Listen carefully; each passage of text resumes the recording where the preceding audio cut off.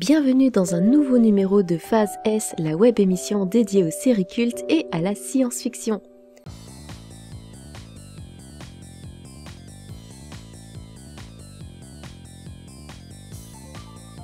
En 1982 sort le film Tron et l'année suivante, en juin 1983, sort aux États-Unis le film War Games avec Matthew Broderick.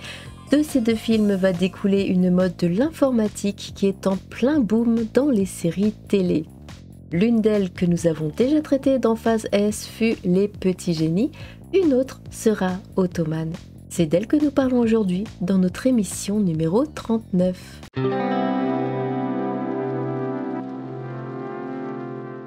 C'est Glenn Larson, le créateur de la série, suite à une commande de ABC.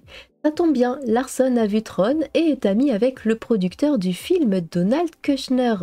Comme toujours avec Larson, il est difficile de savoir qui de Kushner ou de Larson a la plus grande part de création dans Ottoman. Les deux hommes ont alors l'idée de créer un super-héros qui serait un hologramme informatique qui serait capable d'évoluer dans notre monde réel pour y combattre le crime. Il aurait été programmé par un informaticien de génie qui est également policier et qui aiderait sa création dans ses enquêtes et pour arrêter les criminels. L'hologramme aurait à sa disposition des véhicules et accessoires créés informatiquement. Sur le papier, le concept a l'air prometteur et Larson et Kushner ont donc le feu vert pour lancer le projet.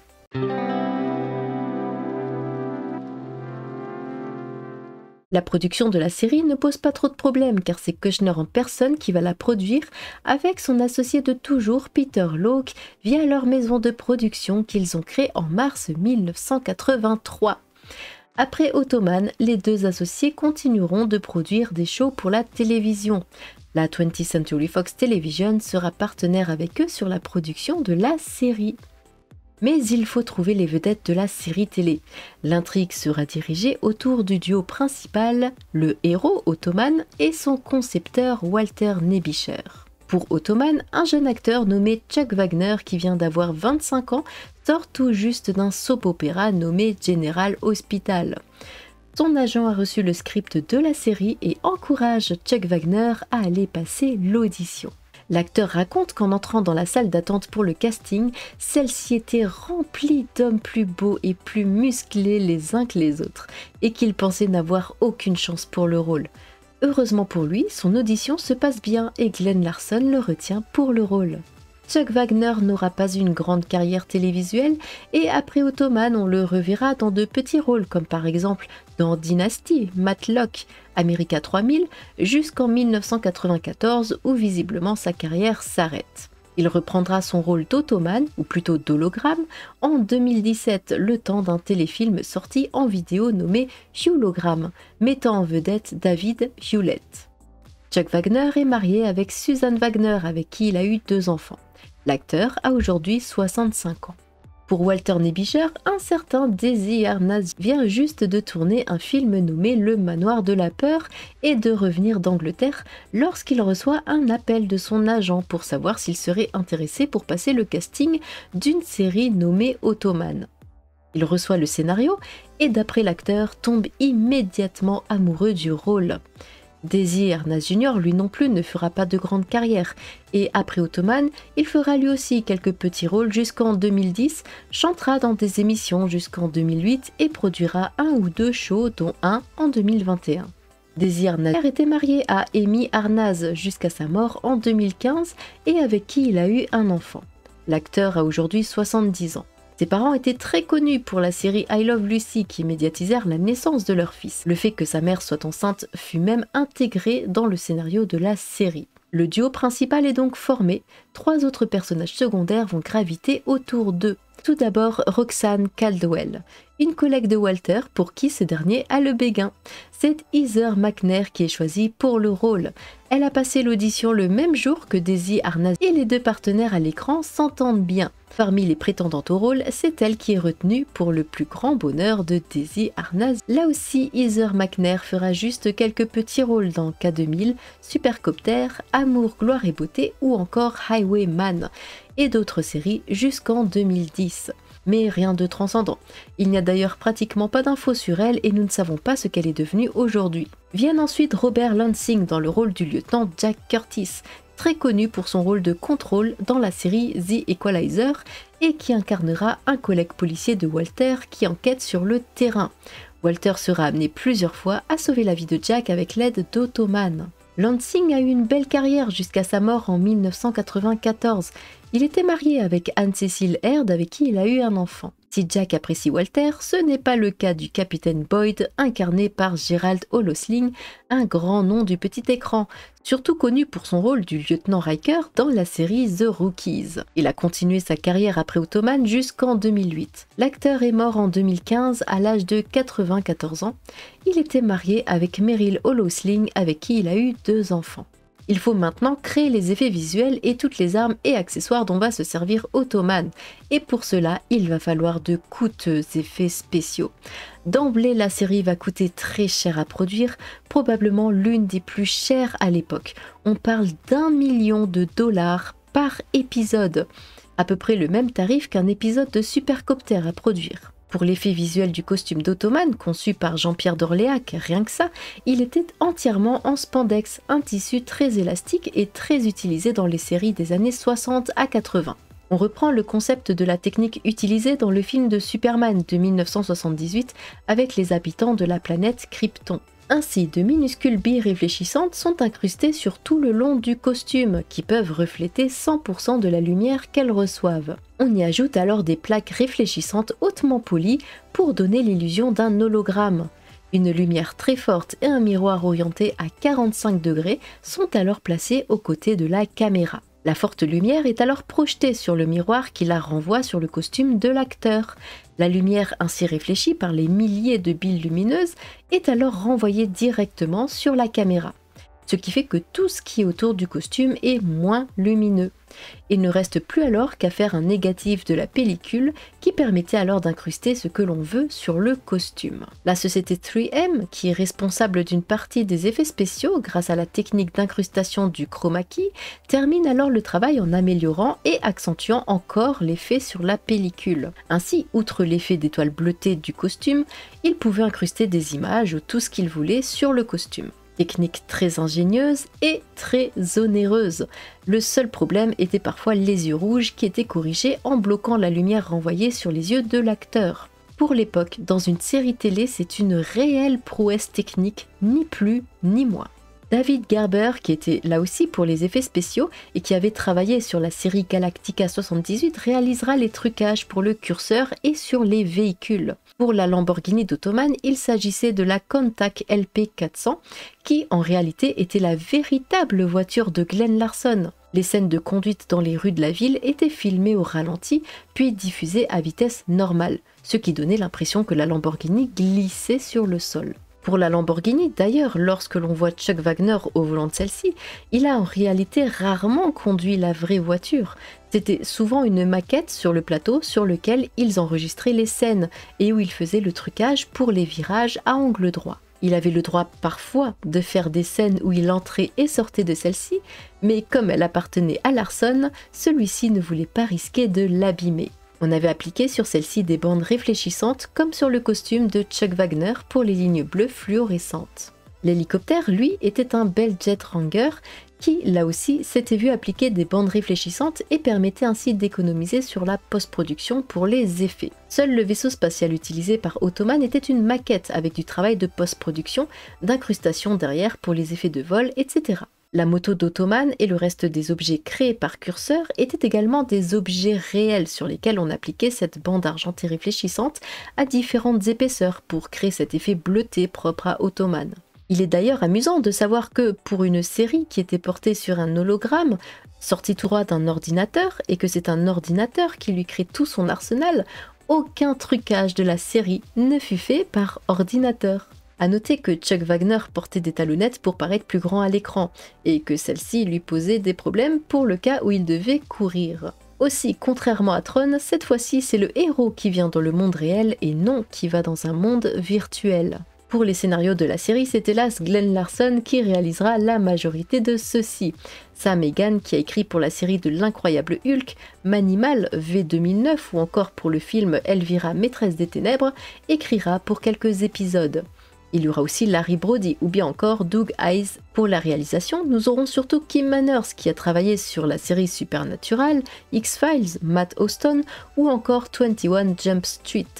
Et Ulrich Kolb qui lui a travaillé sur Star Trek Next Generation, Spencer, K2000 ou encore Magnum. D'autres réalisateurs viendront le temps d'un épisode. C'est Stu Phillips qui sera le principal musicien de la série et composera le fameux générique entraînant d'Ottoman. Il est connu pour être également l'auteur du générique de K2000 ou bien encore pour avoir travaillé sur L'homme qui tombe à pic. Il sera aidé de Morton Stevens qui a travaillé sur Sergent Anderson, Hawaii Police d'État ou bien Code Red et de Peter T. Myers, connu lui pour Dynasty et La Loi et la Loi. Le tournage du pilote s'effectue alors dans les studios de 20th Century Fox Television et autour de Los Angeles. Et c'est Patrick Macnee, connu pour son rôle de John Steed dans Chapon melon et bottes de cuir, qui est l'invité vedette de celui-ci. Il est tourné sans incident en un mois et il est prêt à être diffusé.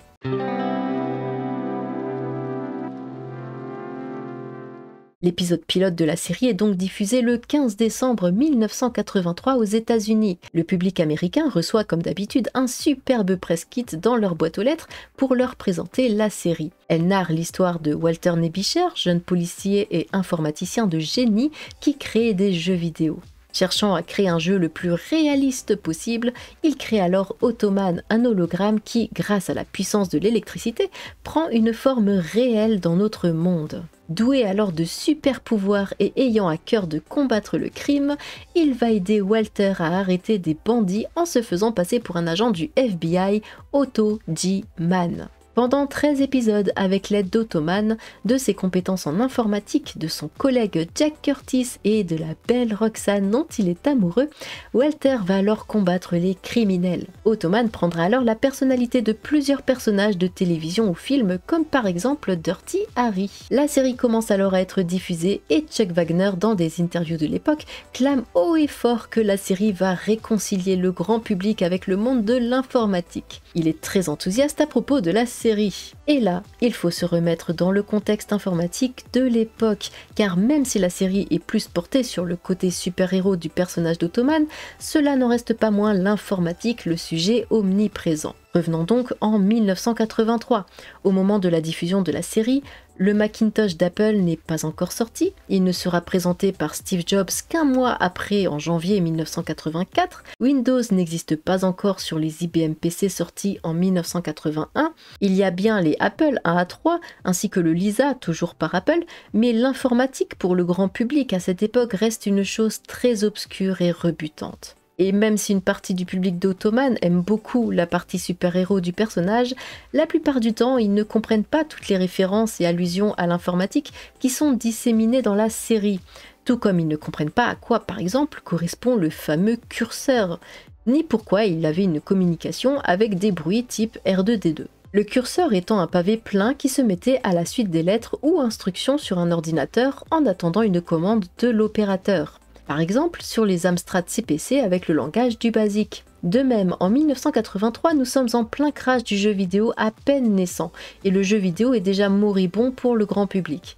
Et les références par exemple à Donkey Kong dans un épisode passent au-dessus de la tête des gens.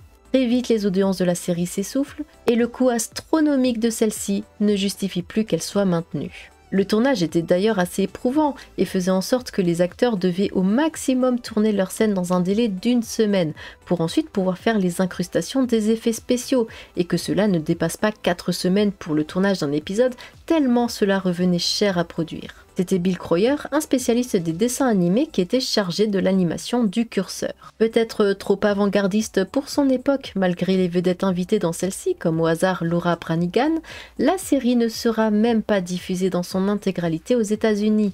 Les Américains ne verront que 12 épisodes sur les 13 d'environ 50 minutes chacun produits et ne verront même pas le dernier épisode.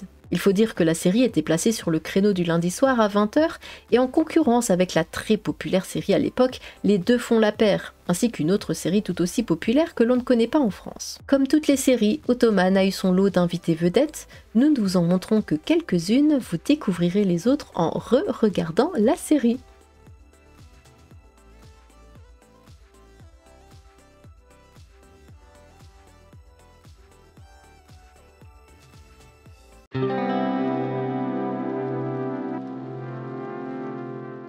Une fois de plus, chez nous, c'est la défunte chaîne La 5 qui diffusera la série, qui narre donc l'histoire de Walter Nebicher, informaticien de génie qui, en voulant créer un jeu le plus réel possible, arrive à créer un hologramme qui prend une forme réelle dans notre monde, Ottoman. Celui-ci est accompagné du curseur d'un ordinateur qui prend aussi une forme réelle et permet de créer toutes sortes d'accessoires, objets ou armes à Ottoman dans le monde réel. Ce dernier n'a qu'un seul point faible, l'énergie qu'il consomme. C'est donc pour cela qu'il apparaît surtout la nuit lorsque la consommation d'électricité baisse. Il peut fusionner avec Walter pour le protéger de tout. Walter est alors invulnérable et peut également parler à travers Ottoman. Ce qui demandait là aussi de longues séances de post-synchro pour calquer la voix de Daisy Arnaz sur les lèvres de Chuck Wagner, du lip dub avant l'heure en quelque sorte. Ottoman est aussi sensible aux pistolets à faisceaux lumineux des jeux vidéo qui déstabilisent ces particules dans le monde réel. Ottoman peut aussi envoyer des rayons d'énergie sur ses ennemis, ce qui a pour effet de le vider totalement en général et de le faire disparaître du monde réel pour qu'il se recharge en énergie. Seule Roxanne Caldwell connaît la vérité sur Ottoman. Le lieutenant Jack Curtis, un collègue de Walter qui l'aime bien, pense qu'Ottoman est un agent du FBI. Quant au capitaine de Walter, Boyd, qui n'arrive jamais à prononcer correctement le nom de Walter tout au long de la série, il n'a accepté Walter et son matériel informatique que pour avoir des subventions et est totalement réfractaire à l'informatique et à Walter qu'il ne considère pas comme un vrai policier. Avec son mot de passe combattant du crime, Ottoman apparaît alors s'il y a assez d'énergie et programmé par Walter et sa conscience. Ottoman n'a qu'un but, combattre le crime et faire régner le bien. Il est capable de faire des choses et des activités mieux que tout le monde et comme il le dit si bien, si on devait le noter sur 10, lui il aurait 11. Pendant 13 épisodes, Ottoman va aider et protéger Walter et lui prêter main forte pour résoudre des affaires criminelles. Entre des enlèvements de génies, juges corrompus, fabrication de fausses monnaies, génie de l'informatique qui veut rançonner les États-Unis ou encore Walter qui devra innocenter un collègue et ami policier tué pour vol d'armes dans la police et d'autres affaires, Ottoman aura fort à faire. A noter que dans l'épisode 2, la série fera référence au film La fièvre du samedi soir, Flashdance et Staying Alive, et que dans l'épisode 3, quelques scènes de l'épisode 2 de la série Manimal ont été utilisées, les deux séries appartenant à Glenn Larson. C'est Thierry Ragueneau qui double Chuck Wagner. Il est connu pour avoir doublé Keanu Reeves dans 9 films, comme Speed par exemple, et ce n'est qu'une toute petite partie de sa carrière dans le doublage. Vincent Violette double Daisy Arnaz, très connu également, il a doublé par exemple Gary Oldman dans 6 films comme les Batman de Nolan au hasard. Marcel Guido double Robert Lansing, Serge Lorca double Gérald S. Holosling, et c'est Nathalie Régnier qui double la jolie Heather McNair. La série chez nous, même si elle est appréciée, n'a pas eu non plus un énorme impact, tout juste la trouve-t-on sympathique. A noter un petit détail amusant, dans le générique d'Ottoman au moment où le curseur apparaît, il fait un cœur sur une jolie femme en poster. Il s'agit en fait de Heather Thomas qui jouait dans la série L'homme qui tombe à pic avec Lee Major et qui était encore une série de Glenn Larson. Tout comme pour le visage d'Ottoman, Walter a utilisé des photos de Christopher Reeves, Paul Newman, Lee Majors, Tom Selleck, Burt Reynolds et Richard Burton. La VF est de qualité et est très agréable.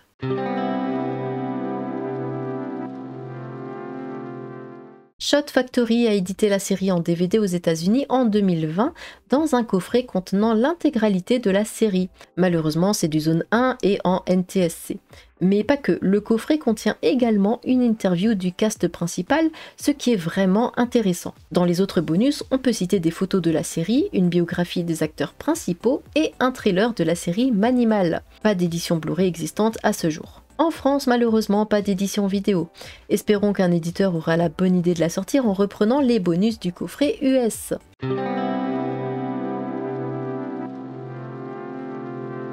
La série ayant eu un certain succès en Angleterre, là-bas, il y a eu l'édition de plusieurs goodies. Ainsi, un jeu vidéo fut carrément édité par la société Bugbeat sur Commodore 64, tout comme la société Akama Toys, qui a sorti pas mal de choses sur la série. Ainsi en vrac, nous avons un circuit avec la Lamborghini d'Ottoman, oui, mais également une panoplie d'Ottoman, ainsi que différents petits goodies comme des jumelles, un porte-monnaie, des tampons encreurs, ou encore une petite lampe, eux sortie par la société Flashlight. Akama Toy, eux encore, ont sorti une action figure d'Ottoman, la seule sortie alors qu'au dos de la boîte il y avait de prévus Walter, Jack Curtis et le Capitaine Boyd. Sans doute l'arrêt de la série a fait avorter la sortie des autres figurines. Vous avez également là aussi la Lamborghini et un ou deux accessoires comme une montre qui lance des hélices en plastique. Il existe également quelques puzzles et vous avez un roman qui existe de Martin Noble. Et visiblement, Ottoman serait apparu dans une aventure en comics en 1985 dans la revue Bib Magazine. Et il y aurait aussi apparemment un comic de Simon Simonazzo qui le mettrait en scène. Nous ne vous avons montré qu'une partie des goodies, à vous de dénicher votre perle rare sur Ottoman qui pourrait vous intéresser. Phase S numéro 39 est à présent terminée. Pour notre 40e émission du mois d'août, c'est la saga Robocop qui sera à l'honneur. J'en prendrai pour $1. Prenez soin de vous et à bientôt.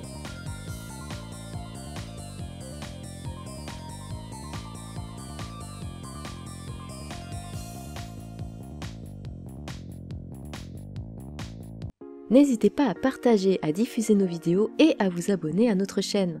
Mettez un petit pouce en l'air si vous avez aimé notre contenu, c'est important pour nous et ça ne vous prend que quelques secondes. Cliquez sur la petite cloche sous la vidéo ou en haut à droite de notre chaîne pour recevoir les notifications et être averti des prochaines émissions à venir. Pour les nouveaux qui découvrent notre chaîne, faites-vous plaisir en regardant nos émissions déjà disponibles en ligne. Retrouvez-nous également sur les réseaux sociaux pour nous suivre et pour nous soutenir.